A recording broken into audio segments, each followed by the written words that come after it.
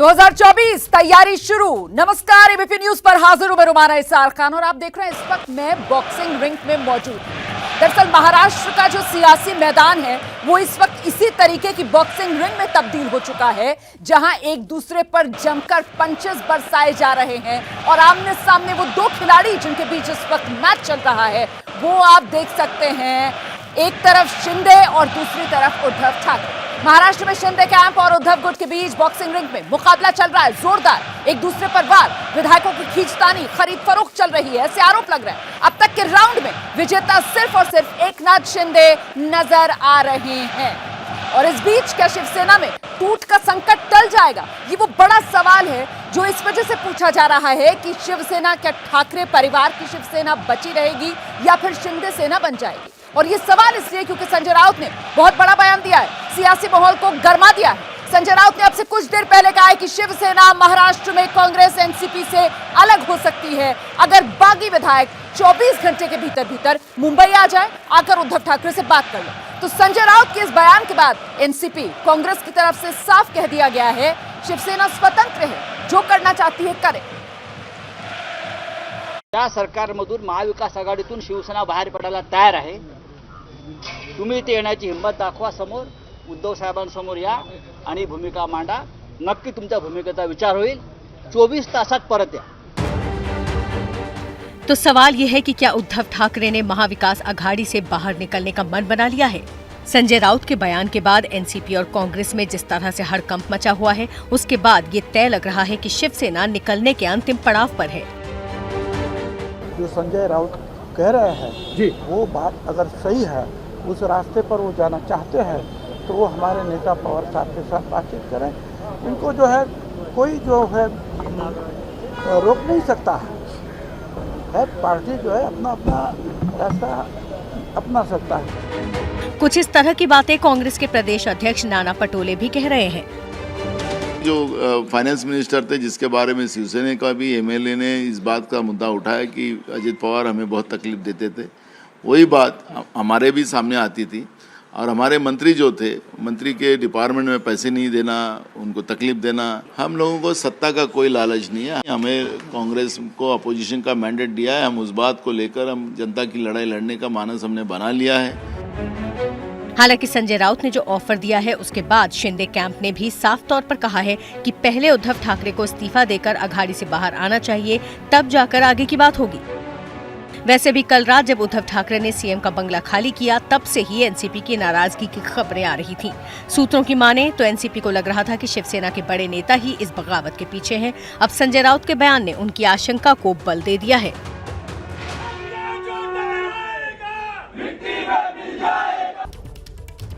तो जिस तरीके की उठापटक इस वक्त महाराष्ट्र की सियासत में चल रही है, इस वक्त की बड़ी खबर आप जान लीजिए। उद्धव ठाकरे की तरफ से विभाग प्रमुखों की बैठक बुलाई गई है। पार्टी के विभाग प्रमुखों की बैठक बुलाई है सीएम उद्धव ठाकरे ने। अब से कुछ देर बाद शाम 7 बजे उद्धव ठाकरे ने ये अहम बैठक बुलाई है। सीधे रुक करते हमारे साथ हमारे सहयोगी सूरज ओझा इस वक्त मौजूद है। सूरज, एक तरफ सरकार जाना तय है और दूसरी तरफ पार्टी को लेकर कहीं ना कहीं असमंजस की बचेगी या रहेगी, और ऐसे में उद्धव ठाकरे ने जिस तरीके से विभाग प्रमुखों की बैठक बुलाई है बेहद महत्वपूर्ण हो जाता है। क्या फैसला लिया जा सकता है इसमें? जी बिल्कुल, देखिए ये अब जो कल से ही जो मीटिंग का दौर चल रहा है, ये इस वजह से था कि अपने विधायकों को कैसे बचाया जाए। और अब जिस स्तर पर जो मीटिंग्स हो रही हैं वो ये है कि अब पार्टी में लोगों को कैसे जोड़ा रखा जाए। तो तमाम तरह की टैक्टिक अब उद्धव ठाकरे की तरफ से खेला जा रहा है। रही बात वो विधायकों को रोकने की, तो कई सारे दावे किए गए। देखिए संजय राउत ने भी कई सारे दावे किए कि हमारे पास इतने विधायक हैं, हमारे विधायक यहाँ पर है, हमारे विधायक यहाँ पर है। लेकिन जैसे ही वो बात करते हैं उसके कुछ देर बाद कोई ऐसी खबर आती है कि कोई एक और विधायक गुवाहाटी के लिए फ्लाई करने वाला है। तो उद्धव ठाकरे पहले तो विधायकों को बचा रहे थे, लेकिन अब वो पार्टी को बचा रहे हैं, पार्टी से लोगों को जोड़े रखना चाहते हैं। इस वजह से वो अब लोगों से मीटिंग कर रहे हैं, बातचीत कर रहे हैं और तमाम टेक्टिक्स खेल रहे हैं। देखिए कल हमने देखा देखा कि जैसे ही वर्षा बंगले से निकले काफी भावुक हो गए थे, लोगों से मिल रहे थे, लोगों से हाथ मिला रहे थे, वो रास्ते पर थे, रस्ते की भीड़ में थे। तो एक सीधा सा मैसेज है कि अब लोगों को जोड़े रखना है शिवसेना से। जी बिल्कुल, कुल मिलाकर अब कवायद यही देखने के लिए मिल रही है उद्धव ठाकरे की तरफ से कि किसी तरीके से शिवसेना पार्टी को बचा लिया जाए, और उस सबके बीच अगर शिवसेना महाविकास आघाड़ी सरकार से बाहर निकल आती है तो फिर आगे क्या होगा? क्या बीजेपी के साथ गठबंधन फिर से हो जाएगा शिवसेना का, या फिर चुनाव में जाने का रास्ता खुल जाएगा? सवाल अभी भविष्य के गर्भ में है, लेकिन उद्धव ठाकरे जिस दबाव में दिख रहे हैं उसकी बात लग यही रहा है कि बीजेपी महाराष्ट्र में सत्ता के दरवाजे की ओर कदम बढ़ा चुकी है, और बाकी दलों की कोशिश ये कि बीजेपी को पकी पकाई खिचड़ी ना मिले, बल्कि चुनाव मैदान में पूरे मामले को खींचकर किसी तरीके से ले जाया जाए। या सरकारमधून महाविकास आघाडीतून शिवसेना बाहेर पडायला तयार आहे। तुम्ही इथे येण्याची हिंमत दाखवा, समोर उद्धव साहेबांसमोर या आणि भूमिका मांडा। नक्की तुमच्या भूमिकेचा विचार होईल। 24 तासात परत या। शिवसेना के प्रवक्ता संजय राउत ने बड़ा बयान देकर गेंद शिंदे कैंप के पाले में डाल दी है। फैसला गुवाहाटी में बैठे एकनाथ शिंदे को लेना है। अब सवाल ये है कि अगर शिवसेना टूटने से बचने के लिए महाआघाड़ी से बाहर निकलने का ऐलान कर देती है तो फिर महाराष्ट्र की सियासी तस्वीर क्या होगी? शायद इसी सवाल का जवाब मुंबई में बीजेपी के नेता तलाश रहे हैं। आज सुबह से ही मुंबई में पूर्व सीएम और बीजेपी नेता देवेंद्र फडणवीस के घर पर बीजेपी नेताओं की लगातार मीटिंग चल रही है। सूत्र बता रहे हैं कि मीटिंग में सरकार बनाने की संभावनाएं तलाशी जा रही है। सिर्फ शिंदे गुट के भरोसे नहीं रहना चाहती बीजेपी। निर्दलीय और अन्य विधायकों से भी बातचीत, अपने स्तर पर भी नंबर जुटाने की तैयारी। खेल पर्दे के पीछे चल रहा है, लिहाजा कैमरे पर पार्टी के नेता इस तरह की बातों से अभी इनकार ही कर रहे हैं। हम सरकार बनने का दावा विवाह अभी कुछ नहीं कर रहे हैं। हम वेट एंड वॉच, ये भूमिका हमारी है। हमारा एकनाथ शिंदे से हमारी कोई बात नहीं हुई, बात करने का ये समय भी नहीं है। लेकिन राज्य के अलग इलाकों से जो तस्वीरें सामने आ रही हैं, उसमें बीजेपी के कार्यकर्ता देवेंद्र फडणवीस के सीएम वाले पोस्टर लगा रहे हैं। ये तस्वीरें पुणे से आई है, जहां बीजेपी समर्थक नेताओं ने देवेंद्र फडणवीस के मुख्यमंत्री बनने की कामना की है। कुछ इसी तरह के पोस्टर बीजेपी समर्थकों ने औरंगाबाद में भी लगाए हैं। अगर शिंदे के दबाव में उद्धव झुकते हैं और महाविकास आघाड़ी से बाहर निकलने का फैसला कर लेते हैं, तब बीजेपी की सरकार इनके समर्थन से बन जाएगी। अगर शिंदे और उद्धव एक साथ नहीं भी आते और शिंदे विधायक दल को तोड़ लेते हैं, तो फिर बीजेपी की सरकार बन सकती है। शिंदे इस वक्त शिवसेना में सबसे मजबूत हैं। उनके साथ शिवसेना के कुल 38 विधायक माने जा रहे हैं। इसके अलावा 7 निर्दलीय भी गुवाहाटी के होटल में मौजूद हैं। आंकड़ों के लिहाज से शिंदे की शिवसेना विधायक दल पर मजबूत पकड़ है। 2019 में शिवसेना और बीजेपी ने मिलकर विधानसभा चुनाव लड़ा था। बाद में सीएम के सवाल पर दोनों पार्टियां अलग हो गई और फडणवीस ने अजीत पवार के साथ मिलकर सरकार चलाने की नाकाम कोशिश की। बाद में उद्धव ठाकरे ने एनसीपी और कांग्रेस के साथ मिलकर विचारों से समझौता करते हुए मुख्यमंत्री बन गए, लेकिन अब वो विचार ही उन पर भारी पड़ गए हैं और भाजपा अपने लिए अवसर तलाश रही है।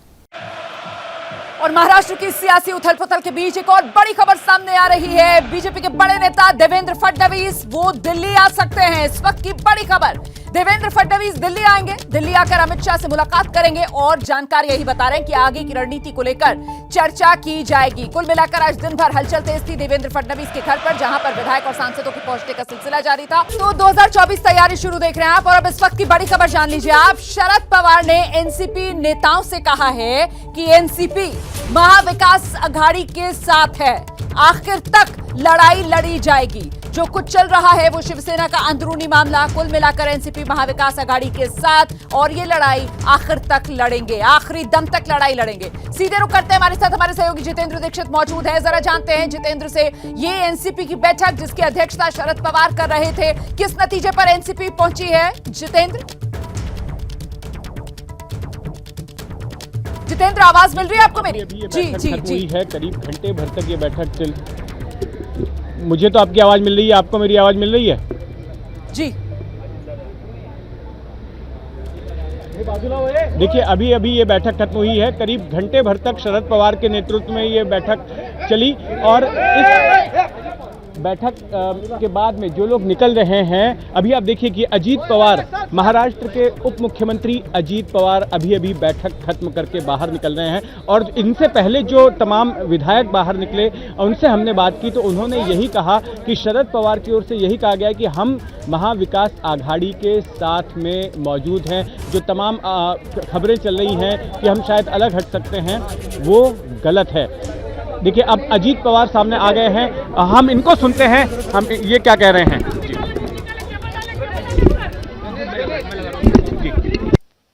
वास्तविक त्यांनी असं चॅनलला जाऊन बोलण्यापेक्षा जर आमची एकत्रपणे ज्यावेळेस अशोक चव्हाण साहेब, बाळासाहेब थोरात, जयंत पाटील, मी एक असे आणि शिवसेनेचे काही प्रमुख बाळासाहेब थोरात और मैं जब मीटिंग कर रहे थे, सांगितलं असतं तर तिथल्या तिथं समज गैरसमज दूर झाले असते। अशा काळामध्ये प्रत्येकाने आमच्या जब हमारी मीटिंग हुई उस वक्त अगर चर्चा की होती तो जो भी डाउट्स है वो क्लियर हो गए होते। आणि हे आत्ताची परिस्थिती कशी आपल्याला नीटपणे सर्वांना मिळून हाताळता येईल याचबद्दलचा प्रयत्न हा केला गेला। ये अभी की स्थिति नहीं होती और ऐसा हम प्रयत्न करते जिस तरह की स्थिति अभी निर्माण हुई है महाराष्ट्र में। राष्ट्रवादीचे होते त्यांना निधी देण्यात आला, अजित पवारांनी आम्हाला दिला हो का? सुरुवातीच्या काळामध्ये 170 आमदारांच्या पाठिंब्यावर हे सरकार अस्तित्वात आलं। हे अस्तित्वात आलं त्याच्यात पवार साहेबांनी पुढाकार घेतला होता। पवार साहेबांनी सांगितलं होतं उद्धव ठाकरे साहेब ह्या पक्षाचे, ह्या सरकारचे प्रमुख म्हणून राहतील आणि त्यांच्या नेतृत्वाखाली सगळ्यांनी काम करायचं। जो मतदारसंघ ज्या पक्षाच्या वतीनं जो आमदार निवडून आलेला आहे त्यांच्या मतदारसंघामध्ये त्यांना आपण डिस्टर्ब करायचं नाही आणि अशाच पद्धतीनं आम्ही भूमिका त्या ठिकाणी घेतलेली होती। एखाद्या ठिकाणी काही भागात बाबा आमदार आलाय हा एका पक्षाचा आलाय आणि तिथली नगरपालिका मात्र दुसऱ्या पक्षाचे, नगराध्यक्ष दुसऱ्या पक्षाचा आहे, तिथं थोडंसं काही घडलं असेल परंतु कटाक्षाने त्याच्यात आमदाराला कुठं त्रास होऊ नये याचबद्दलचा प्रयत्न हा करण्यात आलेला आहे। हे मी अतिशय स्पष्टपणे जिन विधायकों को समस्या है उसे सुनना चाहिए।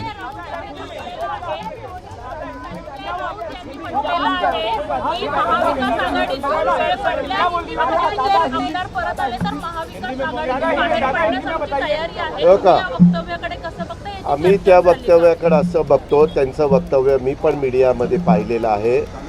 त्यांच्या नेतृत्वाखाली त्या पक्षाच्या आम्ही सरकारमध्ये गेलेलो आहे। शेवटी ते सरकार जो भी कुछ मैंने मीडिया में देखा है उसके मुताबिक पक्षाची आहे। आता त्यांनी ते वक्तव्य का केलं हे त्यांना स्वतःला माहिती। त्यांनी जरी तसं वक्तव्य केलेलं असलं और जो भी हो रहा है ये उनके पक्ष की बात है, उन्होंने इस तरह की बातें क्यों की। आता आम्ही सगळ्यांनी समंजस भूमिका घेऊन हे मुझे इस मुद्दे पे किसी तरह की टिप्पणी करने का कोई अर्थ नहीं है। आपण बाहेर पडू याचबद्दलचा प्रयत्न हा झाला पाहिजे असं माझं मत।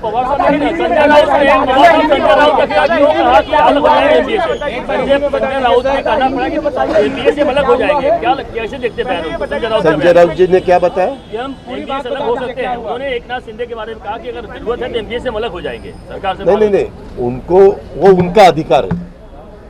पहले जो तय हुआ था कि 5 साल के लिए महाविकास आघाड़ी का गवर्नमेंट टिकना चाहिए, चलना चाहिए। उन्होंने तो बहुत दफ़ा कहा कि ये 5 साल नहीं 25 साल टिकने वाला है, ऐसा भी स्टेटमेंट उन्होंने किया है। अभी वो जो आपने सवाल पूछा वो स्टेटमेंट जरूर उनका हमने सुना है, वो उनका अधिकार है।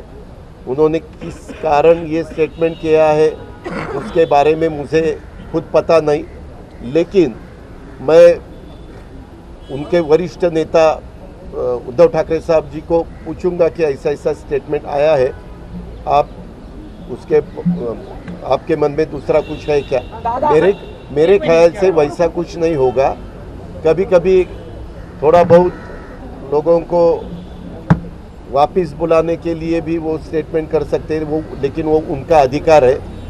वो सबसे ज़्यादा विधायक उनके थे और विधायकों को बहुत दफ़ा ज़्यादा से मेजॉरिटी विधायकों का कुछ कहना हो तो पार्टी उनका सुनती है।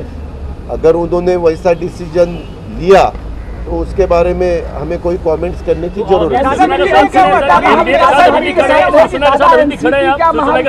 हम आखिर घड़ी तक शिवसेना के साथ, उद्धव ठाकरे साहब जी के साथ खड़े रहेंगे। आज मीटिंग में हमारी राष्ट्रवादी कांग्रेस पार्टी के सब विधायकों को, सब मेंबर ऑफ पार्लियामेंट को और सब हमारे पार्टी के सेल के प्रमुख, उनको सबको पवार साहब ने बुलाया था। हमारे पार्टी के हमें स्टेट के लीडर भी जयंत पाटिल साहब थे, सभी हम मिनिस्टर, स्टेट मिनिस्टर सब थे। उसमें ये तय हुआ कि ये जो अभी की सिचुएशन तैयार हुई है उसमें उद्धव ठाकरे साहब जी को पवार साहब ने खुद और कांग्रेस पार्टी ने मिलके, सबने मिलके वहाँ उनको चीफ मिनिस्टर के नाते बिठाया है। तो ये गवर्नमेंट आगे चलना चाहिए, इसीलिए राष्ट्रवादी कांग्रेस पार्टी के सभी विधायक ये सरकार आगे ठीक ठाक चलाने के लिए उनका सपोर्ट कर रही है। उस पर कहीं भी हम पीछे हटने वाले नहीं। दादा, जो क्राइसिस चल रही है शिवसेना के भीतर, जिस तरीके से एकनाथ शिंदे जी के आपके सहयोगी मंत्रिमंडल में हैं और आप तमाम सारे लोगों के साथ वहाँ हैं, उनको किस तरीके से आप कहेंगे और सरकार को ना करके? नहीं, वो तो अधिकार, अगर एनसीपी में कुछ क्राइसिस हुए तो एनसीपी ने खुद देखना चाहिए, उनके लीडरों ने देखना चाहिए। उन्होंने सब मिलके एक परिवार के नाते एक दूसरे के साथ बात करके जो भी रास्ता आगे ठीक लगेगा वो करना चाहिए। इसमें क्या हुआ है, वो पार्टी अंतर्गत उनका मामला है, तो उसके बारे में पार्टी के जो भी चीफ है, जो भी बाकी लीडर है, वही डिसीजन लेंगे। हम उद्धव ठाकरे साहब के पीछे अभी है। बगावत के पीछे बीजेपी है सर, क्या आप मानते हैं कि इस बगावत के पीछे बीजेपी का रोल है? अभी तक तो वैसा दिखाई नहीं दिया। तो लेकिन पवार साहब, एक आरोप बहुत बड़ा लग रहा है जो एकनाथ शिंदे ग्रुप की तरफ से कि एनसीपी और कांग्रेस बड़ी होती जा रही है, यानी एनसीपी बहुत बड़ी हो रही है, शिवसेना कमजोर हो रही है। वैसा उन्होंने उनके पार्टी के प्रमुख जी को बताना चाहिए था, सीएम जी को, या हमारी जो कभी कभी मीटिंग रहती थी कांग्रेस, राष्ट्रवादी कांग्रेस और शिवसेना के दो लोग हम बैठते थे, तब उन्होंने ये सवाल उठाना था कि ऐसा ऐसा है। कभी कभी एक पार्टी चलाने के वक्त भी कभी कभी पार्टी में एक दूसरे को कुछ ना कुछ मतभेद हो जाते हैं। ये तो 3 पार्टियां थी, तो कुछ गड़बड़ हुई तो अगर बताए तो उसमें से रास्ता निकल सकता था। फंड्स को लेकर बात हो रही है तो कहा जा रहा है कि एनसीपी के जो वित्त मंत्री थे फंड्स नहीं दे रहे थे, उधर के शिवसेना के लोग भी कह रहे हैं, कांग्रेस के मुखिया नाना पटोले भी कह रहे हैं कि फंड्स का डिस्ट्रीब्यूशन आपको मीडिया सबको मालूम है, जो भी बजट हम पेश करते हैं हर साल, मैंने तीसरा मेरा बजट था, वो पूरा बजट कैबिनेट के सामने जाता है। कैबिनेट सब वो देखती है और उसके बाद कैबिनेट उसको बोलती है कि ये मंजूर है। तो महाराष्ट्र के सियासी संकट पर एनसीपी की बैठक खत्म। अजीत पवार मीडिया के सामने आकर सिर्फ एक ही संदेश बार बार दोहरा रहे हैं कि एनसीपी मजबूती से उद्धव ठाकरे के साथ खड़ी हुई।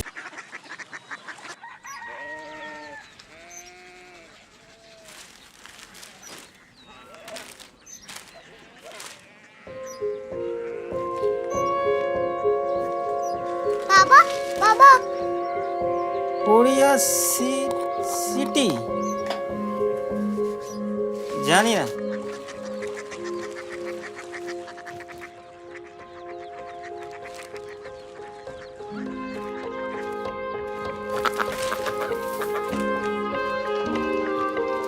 Korea city.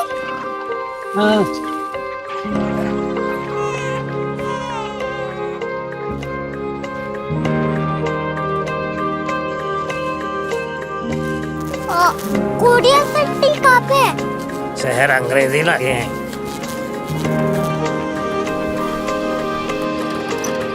Korea city.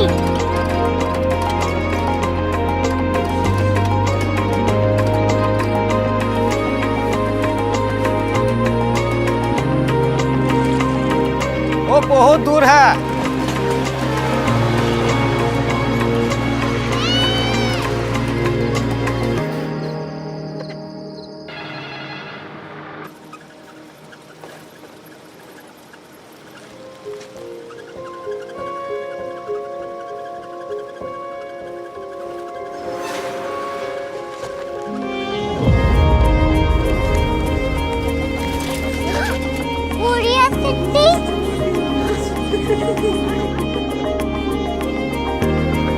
दुनिया कुछ लोग बड़े होते हैं। कोरिया सिटी कहाँ है? प्रोफेसर साहब को पता होगा। हो, ये छोटा वाला ग्लोब लगता है और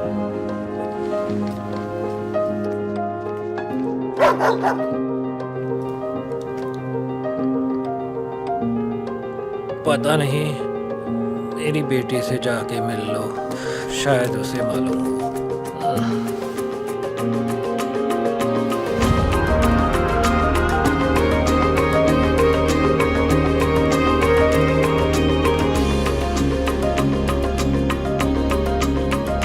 हाय, बाबा ने भेजा है। Come here. Korea city. Korea city नहीं, क्यूरियोसिटी। वो क्या? That's what brought you here? जो तुम्हें यहाँ तक ले आया। क्यूरियोसिटी।